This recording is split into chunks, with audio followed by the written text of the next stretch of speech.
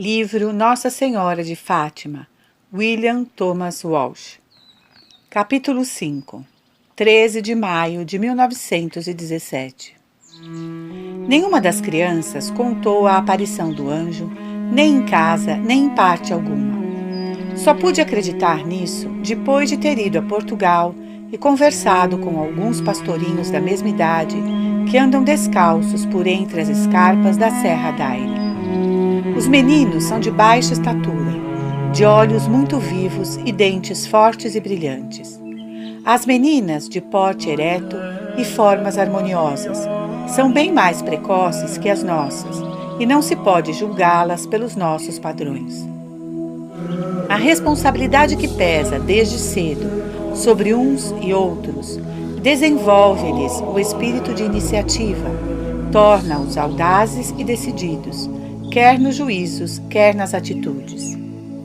Os conhecimentos formais são bastante limitados, pois são poucos os que sabem ler e escrever. Apesar disso, têm ideias claras, não deturpadas por informações falsas ou por verdades truncadas. O que sabem, sabem-no integralmente. Lembram-se de tudo com exatidão. Falam sem titubear nem fingir, sem artificialismos. Quando interpelada, qualquer menina descalça dos seus 6 ou 7 anos replica com graça e dignidade, mas se percebe um gracejo, emudece como uma esfinge. Lúcia, mais do que a maioria dessas serranas, era extremamente reservada, a tal ponto que, por vezes, a tomavam por teimosa ou pouco inteligente. Era-lhe mais fácil silenciar o que pensava do que falar. Além disso, não esquecera a pequena perseguição que suportara depois de ter visto com as meninas Matias e Justino algum embrulhado no lençol. Se a sua própria mãe e as irmãs não a tinham levado a sério, quem iria acreditar agora se dissesse que um anjo lhe dera a comunhão? Por último, havia algo na própria experiência que impunha silêncio de uma maneira sutil, mas imperiosa. Lúcia nunca foi capaz de exprimir essa impressão, nem durante a infância, nem nos anos em que escreveu as suas memórias. Mas essa era a verdade. Sentira algo de inefável que só podia vir de Deus. As palavras do anjo ficaram indelevelmente gravadas nessas mentes infantis e a voz que as pronunciara soara-lhes como uma autoridade misteriosa a que era impossível desobedecer. Os mais velhos ignoravam por completo o que se passara. Nada mais solitário e incompreensível que o coração de uma criança. Sem dúvida, essa boa gente de Aljustrel estava demasiado ocupada com seus múltiplos afazeres para perceber, fosse o que fosse, de desusado na conduta dos pequenos, que partiam cedinho com seus rebanhos e não voltavam a ser vistos antes da hora do jantar. Deram-se também, nesta época, muitas mudanças na vida pacata desses lugarejos da serra. Uma delas repercutiu profundamente na família de Lúcia: a partida do padre Pena e a chegada do seu sucessor, o austero padre Boicinha. Não demoraram a surgir os falatórios habituais, as apreciações a favor e contra o recém-chegado. Os mais sensatos mostravam-se felizes por continuarem a ter um pároco, quando tantas localidades pelo país afora careciam dele. Outros não lhe deram quartel. Qualquer pároco, fosse bom ou mau, era motivo de crítica. O padre Boicinha era dos que não temiam dizer a verdade sempre que necessário. Uma das suas primeiras atitudes, que lhe valeu ser malquisto entre a gente moça, foi pregar contra os bailes, que, como vimos, gozavam de grande popularidade em toda a Serra d'Aire. Não achava mal que se dançasse em casa, mas declarou que se devia pôr fim a esses bailes públicos e a essas noitadas que se organizavam em Fátima e pelos lugarejos próximos. Impediu o povo de ir à missa e era ocasião de pecado, se não de escândalo. Naturalmente, choveram os protestos e as murmurações, principalmente entre as moças. Maria Rosa, no entanto, apoiou o pároco e proibiu as filhas de ir a essas reuniões. Mas até aqui não era pecado bailar, objetou uma vizinha. E agora, porque veio um pároco novo, já é pecado? Como são essas coisas? Não sei, replicou Maria Rosa. O que sei é que o senhor prior não quer que se baile, e, portanto, as minhas filhas não voltam a esses ajuntamentos. Por esse tempo, um travo de amargura e tristeza invadia a alma de Maria Rosa. Por um lado, tinham tido que desfazer-se de algumas terras por dificuldades econômicas. Por outro, as duas filhas mais velhas, Maria e Teresa, tinham se casado e já não podiam fazer companhia nem ajudar a mãe nas lides da casa. Glória e Carolina serviam como empregadas domésticas para reforçar o orçamento familiar, e o marido não chegava a tempo para o jantar, porque depois do trabalho passava pela casa do senhor Anastácio, cujos campos administrava junto com os seus, e lá ficava até tarde, de conversa e na adega. Do grupo alegre e feliz da família de outrora, só restavam 4 pessoas tristes e silenciosas. Certa noite, ao contemplar em torno da mesa apenas Lúcia e Manuel, e agora o próprio Manuel queria partir para a guerra como voluntário, percorreu com os olhos os lugares vazios e desatou a chorar.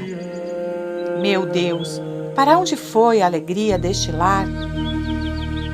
E apoiando a cabeça na mesa rústica, soluçou amargamente, enquanto os filhos também não se continham e choravam com ela.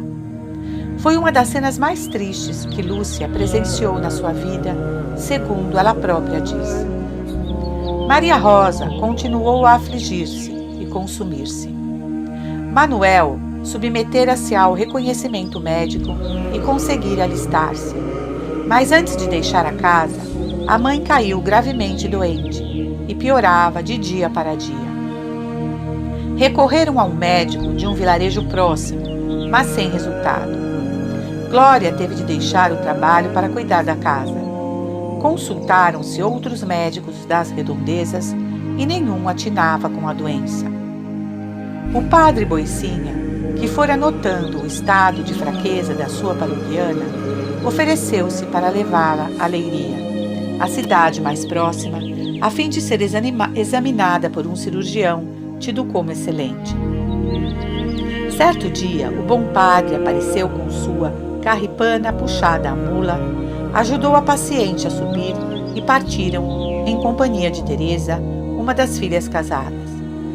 A viagem neste meio de locomoção rústico foi longa e penosa, pois a entrada, que contorna a serra, em curvas e mais curvas por entre os rochedos, estava em muito mau estado.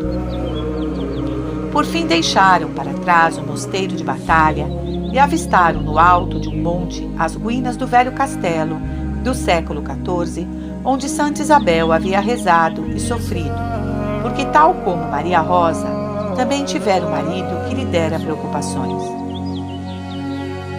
Uma das numerosas casas brancas de telhas vermelhas que se aninhavam na base do monte era a do cirurgião. A consulta, porém, trouxe mais incômodos do que alívio, e a mãe de Lúcia chegou a casa essa noite mais morta do que viva, devido aos exames a que se submetera e aos solavancos da viagem que a deixaram com o corpo totalmente moído. Foi um cirurgião de São Mamede quem por fim acertou com as causas do mal.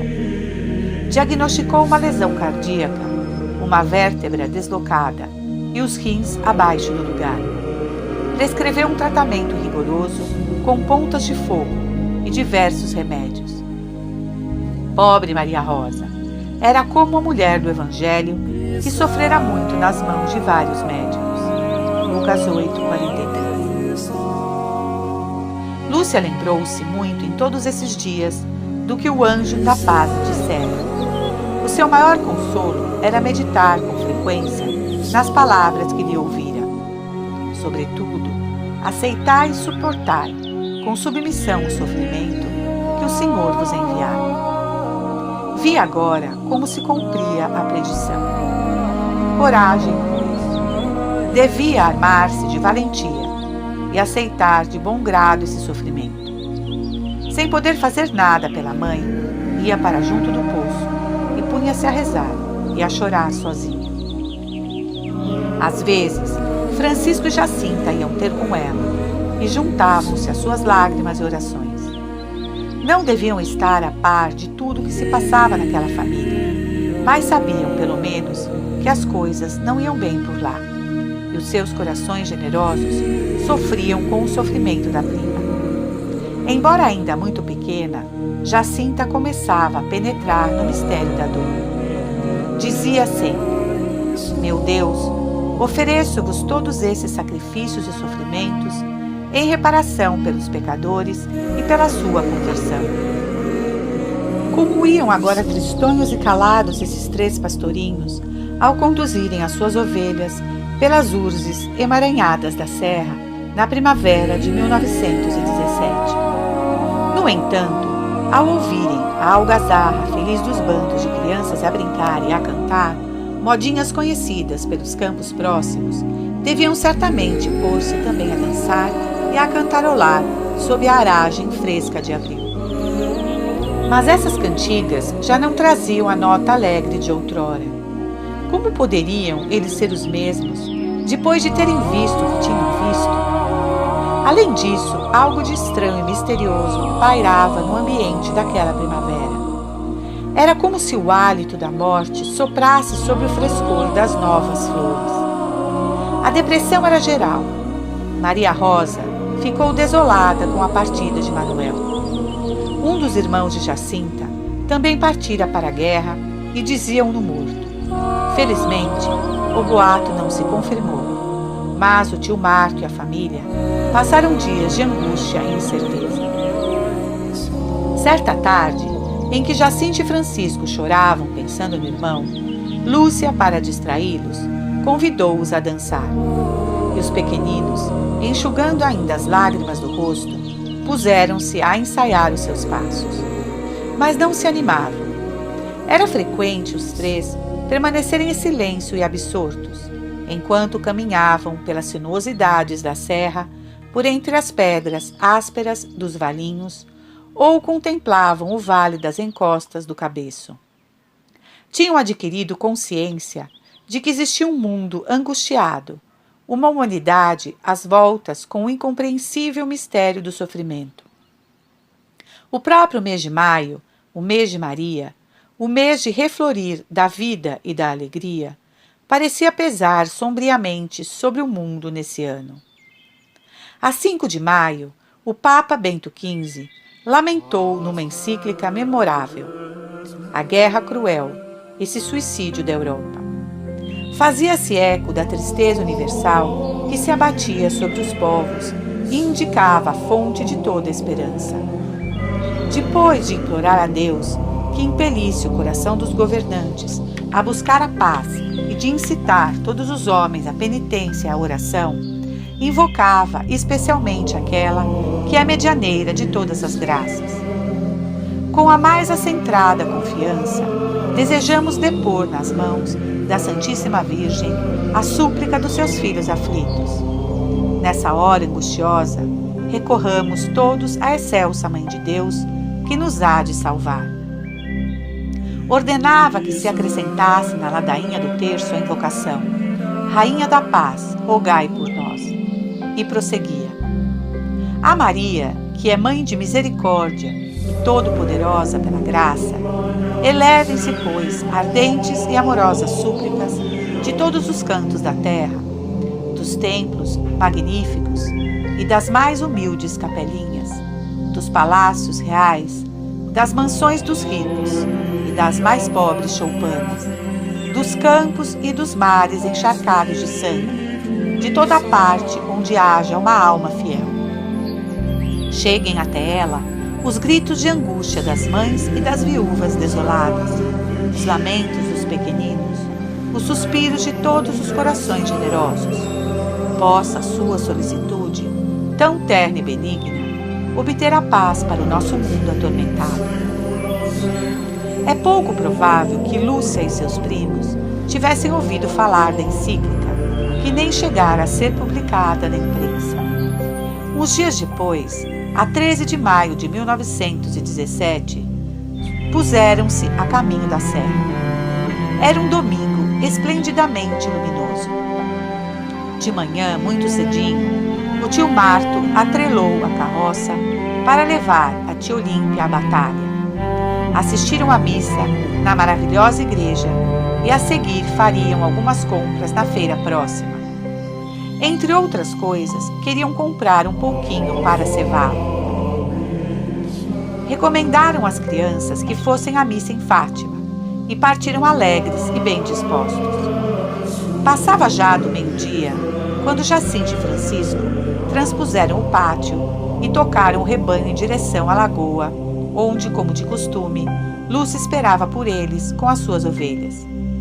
Através dos campos, conduziram todo o rebanho para os pastos que o pai de Lúcia possuía na cova da Iria. Nunca o céu se vestira de um azul tão intenso, nem a terra se coloria com pinceladas tão vivas. Ao chegarem à cova, enxotaram as ovelhas para o pasto alto, deixando-as em liberdade para darem cabo dos tojos, e resolveram transformar uma pequena moita numa casinha, levantando na frente um muro com algumas pedras que havia por ali. Estavam entretidos nesse trabalho quando foram surpreendidos por um raio de luz de um resplendor tão vivo que lhes parecia um relâmpago. Sem se perguntarem como podia ter relampejado no céu tão límpido, largaram as pedras e correram atropeladamente, ladeira abaixo, até uma carrasqueira que estava a uns 100 metros. Mal se abrigaram sob a folhagem rendada, reluziu um segundo clarão. Amedrontados, afastaram-se da árvore à distância de uma centena de metros. Pararam estupefatos. Bem diante deles, na copa de uma azinheira, de cerca de 1 metro de altura e de folhas lustrosas cercadas de espinhos, viram uma esfera de luz e no centro uma senhora, vestida toda de branco, assim descreve Lúcia, mais brilhante que o sol, espargindo luz, mais clara e intensa que um copo de cristal cheio d'água cristalina, atravessado pelos raios do sol mais ardente. O seu rosto era de uma beleza indescritível. Tinha as mãos juntas, em atitude de quem reza, apoiadas no peito. Da mão direita pendia um terço. As vestes pareciam feitas unicamente de luz. A túnica era branca, como branco era o manto, orlado de uma luz ainda mais intensa, a reluzir como ouro, que lhe cobria a cabeça e lhe descia até os pés. Não se lhe viam o cabelo, nem as orelhas. As feições, Lúcia nunca conseguiu descrevê-las. Foi-lhe impossível fixar nesse rosto celestial o seu olhar aturdido. Cegava. Fascinadas, as crianças ficaram tão perto da visão, talvez a 1,5 metros de distância mais ou menos, diz Lúcia, que se encontraram dentro do círculo de luz que a acompanhava. Estavam deslumbradas. Não tenhais medo, disse a voz, numa inflexão de suavíssima ternura e de um timbre inesquecível. Eu não vos faço mal. Uma alegria infinda e uma paz inefável inundaram-lhes a alma. Não sentiram medo. Na realidade, o que as assustara fora somente o relâmpago e o receio da trovoada. Já mais senhora de si, Lúcia perguntou: De onde é vós-mecê? Sou do céu. E que é que vós-mecê me quer? Vim para vos pedir que venhais aqui 6 meses seguidos, no dia 13, a esta mesma hora.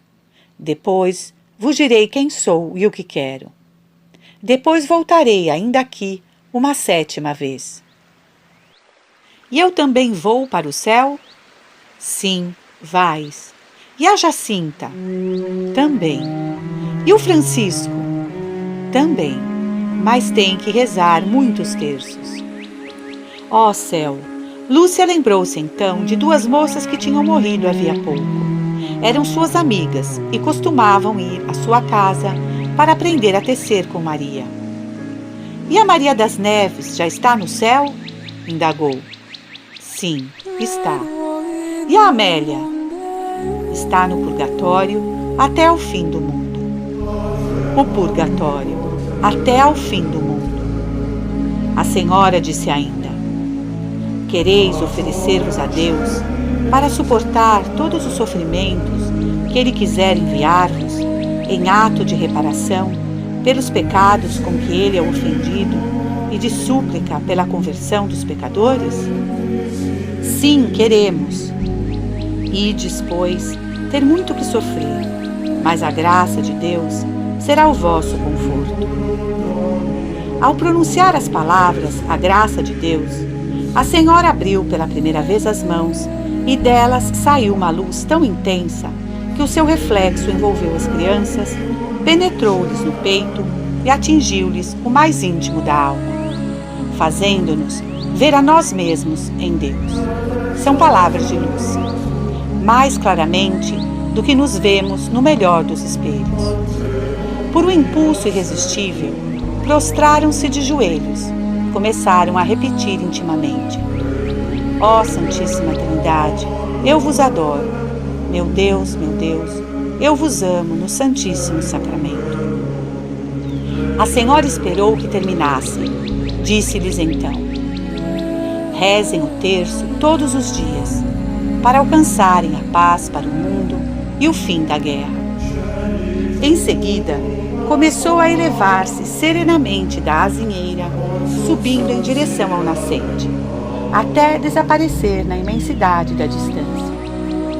As crianças permaneceram um longo tempo de olhos fixos no céu. Mesmo depois de terem saído daquele estado de êxtase, continuaram silenciosas e pensativas durante uma boa parte da tarde. Mas não se sentiam cansadas e abatidas, como depois de terem visto o anjo da paz. Pelo contrário, a senhora deixara-as imersas numa sensação de luz e liberdade, de paz e alegria expansiva. Sentiam-se leves como pássaros. Ao longo da tarde, Jacinta suspirava de tempos em tempos. Ai, que senhora tão bonita!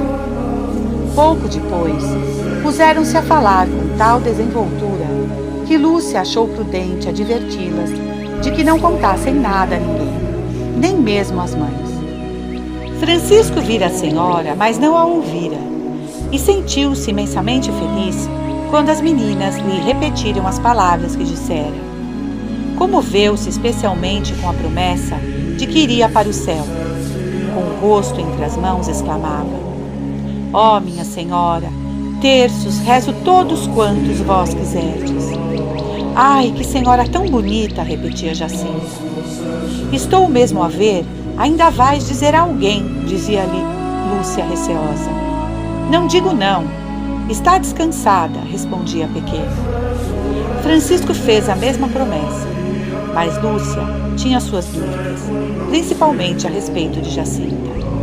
O semblante da menina irradiava uma alegria tão intensa que seria difícil que se pudesse conter. Capítulo 6. Ides ter muito que sofrer. Ao chegarem, Jacinta e Francisco encontraram a casa cheia de visitas. A conversa ia animada naquele domingo. À exceção do irmão que estava na guerra, reunira-se toda a família. Lá se encontrava também Antônio da Silva, parente por afinidade dos Marto, que viera para jantar. Caía a tarde e as irmãs mais velhas levaram para o fogo um grande caldeirão de sopa de repolho e batatas e tiraram de uma prateleira 2 enormes pães de centeio. Lá fora, o rolar da carroça de mulas, sobre um empedrado, anunciava a chegada dos pais que voltavam da batalha. Jacinta saiu à rua, talvez apenas para cumprimentar a mãe, que nesse momento apreciava a habilidade com que o marido retirava da carroça um porco que se debatia e ameaçava fugir. À vista do sorriso terno e bondoso da mãe, a pequena correu a abraçar-lhe os joelhos, e o segredo escapou. A tentação fora forte demais. Ó mãe, vi hoje Nossa Senhora na cova da Iria. Olímpia fez um muxoxo. Credo, filha, és mesmo uma boa santa para veres Nossa Senhora. E entrou rapidamente. Mas eu a vi, insistiu Jacinta, indo-lhe no encalço. E pôs-se a contar-lhe tudo, de afogadinho, como haviam visto o relâmpago, o medo que tinham experimentado, a senhora cercada de tanta luz que nem se podia olhá-la, e como era linda.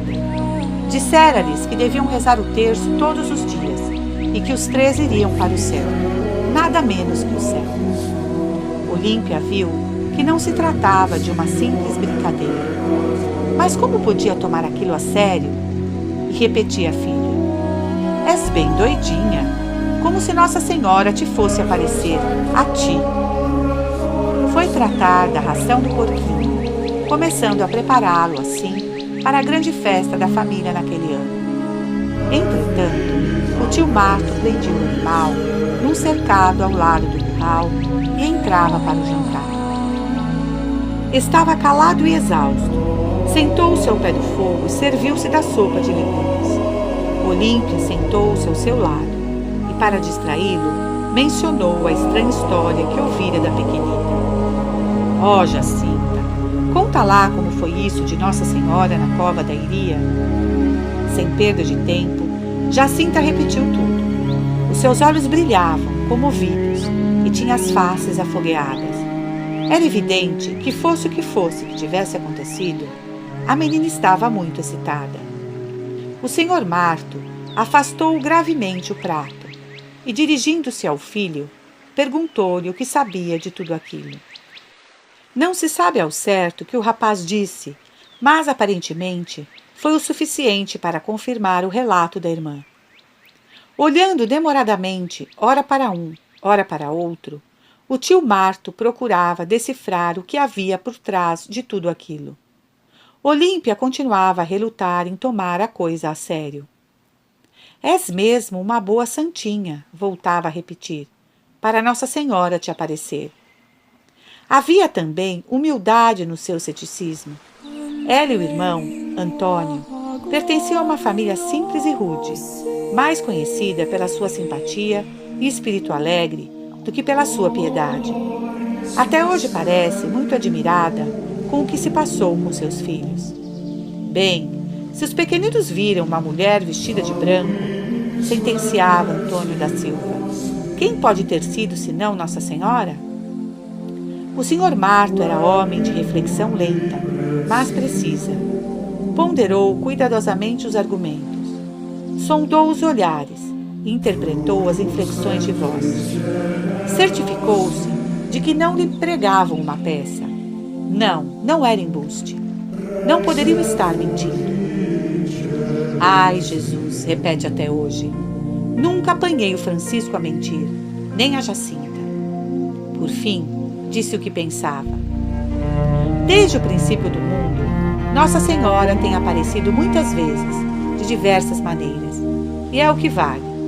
Se o mundo está tão mal, pior estaria se não se tivessem dado muitos casos assim. O poder de Deus é grande. Não sabemos ainda o que é isto, mas alguma coisa tem de ser. Pareceu-lhe evidente que sem uma intervenção da providência, as crianças não seriam capazes de dizer palavras tão sérias e impressionantes. Não tinham instrução nenhuma, e o pouco que sabiam do catecismo era tão elementar. E assim o tio Marto foi o primeiro a acreditar na história de Fátima naquela tarde de domingo de 1917. Lúcia nada soube disso até o dia seguinte. Fora tão feliz para a cama. Não dissera uma palavra sobre o que acontecera e não tardara a cair no sono. Quando acordou, já era manhã clara. Levantou-se e foi brincar debaixo da figueira, ao lado da casa, até que chegasse a hora de levar o rebanho para o pasto. Daí a pouco, viu a sua irmã Maria dos Anjos dirigir-se para os seus lados e dizer: Ó Lúcia, ouvi dizer que viste Nossa Senhora na cova da Iria. É verdade? Quem foi que te disse? Gaguejou Lúcia. Ouvi dizer pelas vizinhanças que a tia Olímpia lhes contou que Jacinta se saíra com essa. A menina calou-se pensativa e depois com voz pesarosa disse: tanto eu lhe pedi que não o dissesse a ninguém. Mas por quê? Porque não sei se era Nossa Senhora. Era uma mulherzinha muito bonita. E o que é que essa mulherzinha vos disse? Que queria que fôssemos 6 meses seguidos à cova da Iria e que depois então é que havia de dizer quem era e o que queria. Não lhe perguntaste quem era? Perguntei-lhe de onde era e ela disse: sou do céu. Isto é o que Maria dos Anjos recorda, passados 25 anos. Não foi má com a irmã, mas não acreditou na história e achou que era seu dever contar à mãe o que ouvira. Lúcia, naturalmente, foi chamada imediatamente à presença dos pais. Tolices de mulher, comentou a mãe, enquanto o pai saía, despreocupado para a lavoura, limitando-se a dizer: não sabemos se é verdade, mas também não sabemos se é mentira. Maria Rosa, no entanto, tomou a coisa a sério e ministrou à filha uma repreensão em regra. Sempre consegui que os meus filhos dissessem a verdade. Lamentava-se com amargura. E agora hei de deixar passar uma coisa dessas, na mais nova? Desamparada, com a alma aos pedaços, Lúcia saiu a caminho dos pastos com seus carneirinhos. Com que rapidez se passa neste mundo, da alegria para a tristeza.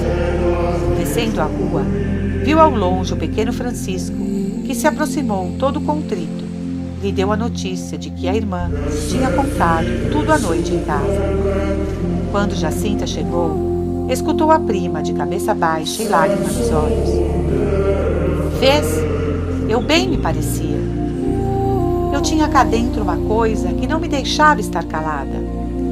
Agora não chores e não digas mais nada a ninguém do que essa senhora nos disse. Eu já disse. O que disseste? Disse que essa senhora prometeu levar-nos para o céu. E logo foste dizer isso? Perdoa-me, eu não digo mais nada a ninguém. De qualquer forma, essa indiscrição tirou-lhe a alegria. Naquele dia, seguiram pensativos e cabisbaixos rumo às pastagens.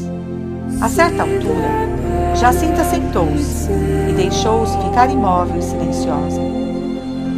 Jacinta, anda a brincar. Hoje não quero brincar. Por que não queres brincar? Porque estou a pensar. Aquela senhora disse-nos para rezarmos o terço e fazermos sacrifícios pela conversão dos pecadores.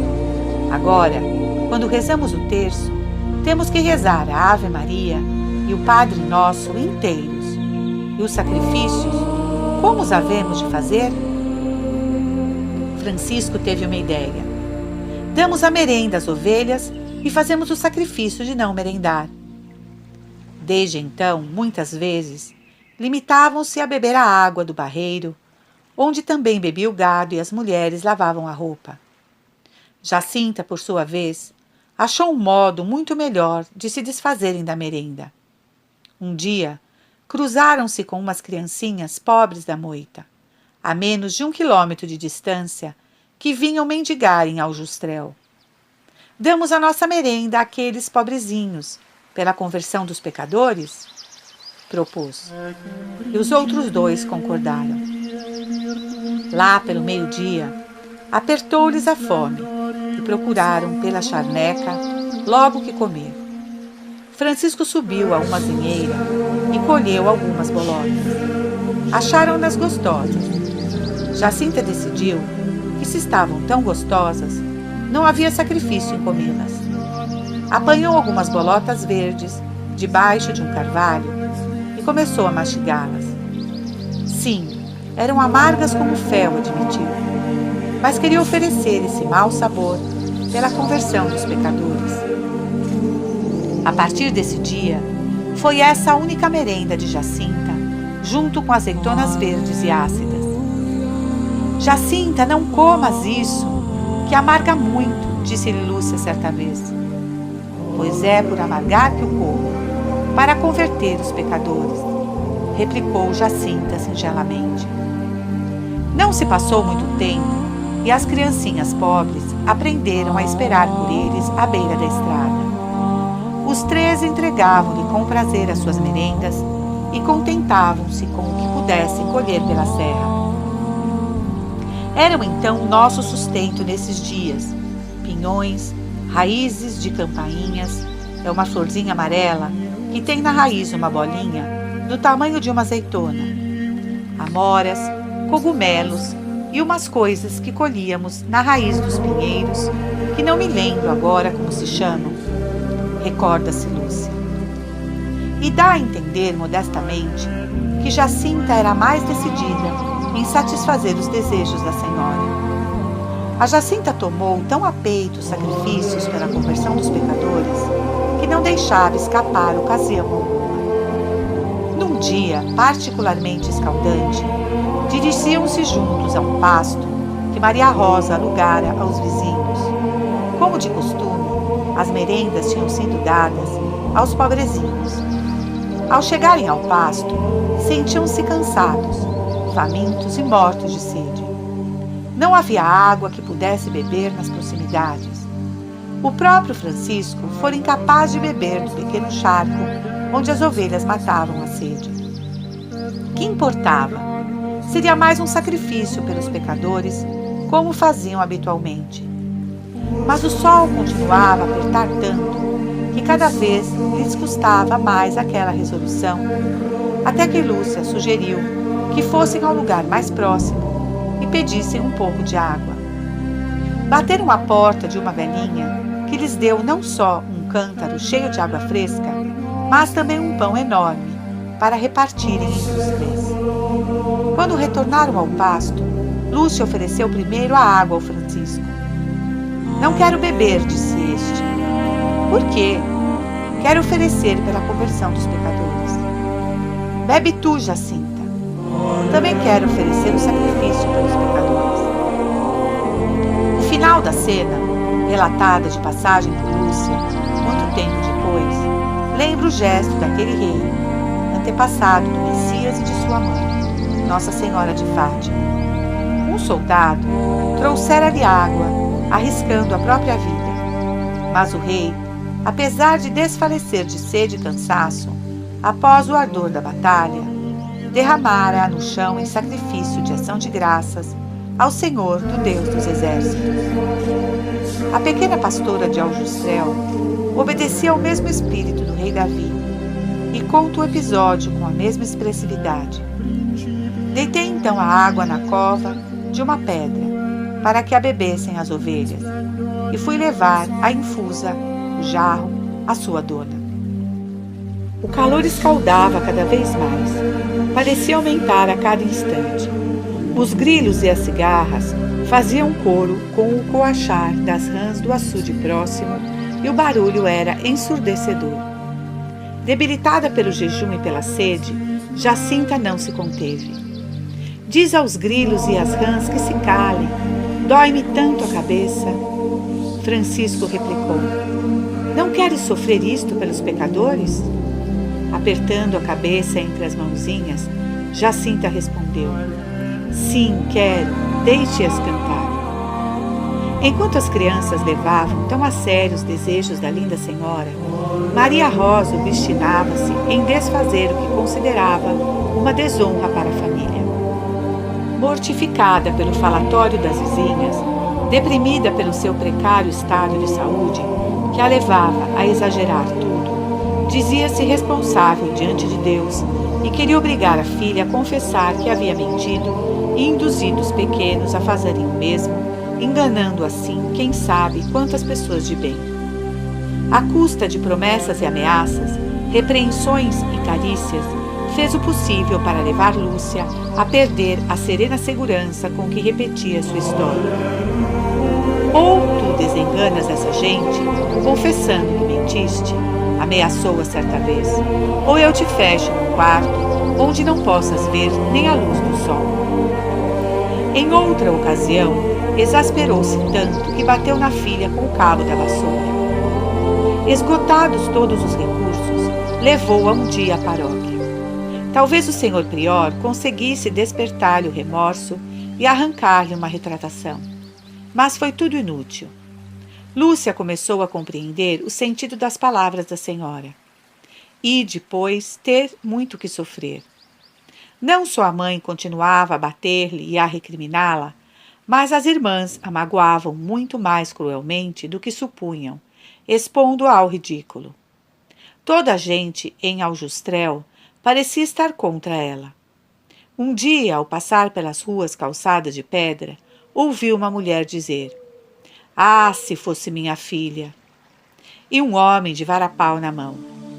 Não há nada como um bom chá de quina para acabar com essas visões. Até as crianças zombavam. "Olá, Lúcia! Nossa Senhora não vem hoje passear pelos telhados?" Em contraste com tão mesquinha perseguição, surgiam algumas consolações. Certo dia, 2 sacerdotes que estavam de passagem confortaram os pequenos em demorada conversa e pediram-lhe orações pelo Santo Padre. A Jacinta perguntou quem era o Santo Padre, e os 2 explicaram-lhe quem era e como precisava de muitas orações. A partir desse dia, os pequeninos acrescentaram ao terço 3 Ave-Marias pelas intenções do Papa. Consideravam uma honra fazer alguma coisa, a tanta distância, para ajudar o chefe visível da igreja. E Francisco, como as animava! Não somente aceitava o sofrimento, mas acolhia-o com alegria, como costumam fazer os santos, seguindo as pegadas do crucificado. Nossa Senhora disse que íamos ter muito que sofrer, repetia. Não me importo, sofro tudo quanto ela quiser.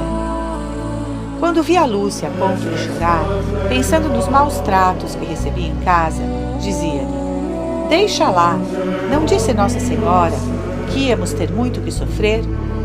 E Lúcia recuperava a coragem. Outra característica dos santos, que Francisco começou a manifestar depois da aparição da Senhora, foi o amor à solidão. Certa manhã de maio, deixou o rebanho por conta das 2 meninas e subiu ao alto de um rochedo. "Vocês não venham para aqui, deixe-me estar sozinho." Era um dia fresco e cheio de sol, e Lúcia e Jacinta começaram a correr atrás das borboletas. Entretidas com o passatempo, esqueceram-se por completo de Francisco. A certa altura, sentiram fome e viram que a hora da merenda tinha passado havia muito, e ele ainda estava lá, no alto do rochedo. "Francisco, não queres vir merendar?" "Não, comam vocês." "E rezar o terço?" "Vou depois. Torna-me a chamar." Quando Lúcio chamou de novo, respondeu provocando-as: "Venham vocês rezar aqui para o pé de mim." As meninas não queriam dar-se por achadas. Arranharam as mãos, esfolaram os joelhos, mas por fim conseguiram escalar o rochedo. Chegaram ofegantes, mas com ar de vencedoras. "Mas que estás aqui a fazer tanto tempo?" "Estou a pensar em Deus, que está tão triste por causa de tantos pecados," respondeu o menino com cara séria. "Se eu fosse capaz de lhe dar alegria." Havia dias em que se esqueciam dos pecadores e, palpitantes da vitalidade que Deus dá a todas as crianças, se punham a cantar. "Nesta vida tudo canta, comigo é o desafio. Canta a pastora na serra e a lavadeira no rio." Terminada a primeira estrofe, iam continuar quando Francisco as interrompeu. "Não cantemos mais. Desde que vimos o anjo e Nossa Senhora, já não me apetece cantar." Já era junho, aproximava-se o dia 13 e as crianças sentiam-se ansiosas por ir à cova da Iria e cumprir a promessa que haviam feito à Senhora. Maria Rosa também esperava a chegada desse dia, mas por outro motivo. 13 de junho era a festa de Santo Antônio, o santo mais popular do país. Como não haveria de ser assim? nascera em Lisboa e rezara em Coimbra, muito antes de fazer milagres em Pádua. Pertencia, pois, de modo especial a Portugal, e mais ainda ao povo de Fátima, de cuja igreja era o padroeiro.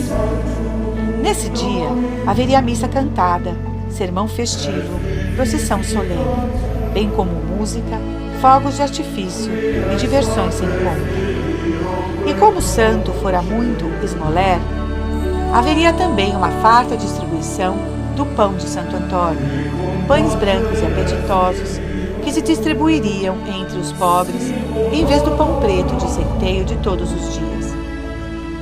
Para transportá-los, os lavradores mais abastados cediam carroças de bois e outros veículos, que eram profusamente enfeitados com flores, bandeiras e retalhos de colchas de cores berrantes.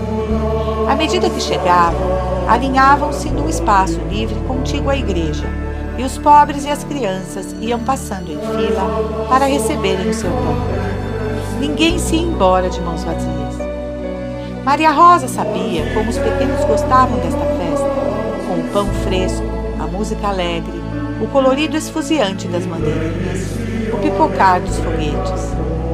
Que sorte que coincidisse com o dia em que esses louquinhos se preparavam para ir à cova da Iria. Conhecia muito bem Lúcia. Como as filhas mais velhas, confiava em Santo Antônio para fazer com que a caçula retornasse ao caminho da verdade e da obediência. Passaram todo o dia 12 de junho a comentar com entusiasmo as atrações do dia seguinte. Lúcia não abria a boca. Se a pressionavam com perguntas, respondia serenamente que no dia seguinte não deixaria de ir à cova da Iria, pois era o que a senhora queria. Mas não acreditava. Sempre estou para ver se tu deixas a festa para ires à cova da Iria, falar lá com essa senhora, dizia Maria Rosa em tom de desafio. A tia Olímpia concordava com a cunhada, movendo a cabeça.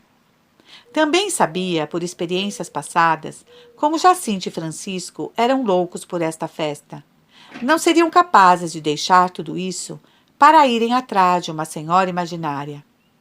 Não valia a pena perder a cabeça com essa história. Mas o marido estava numa situação mais embaraçosa.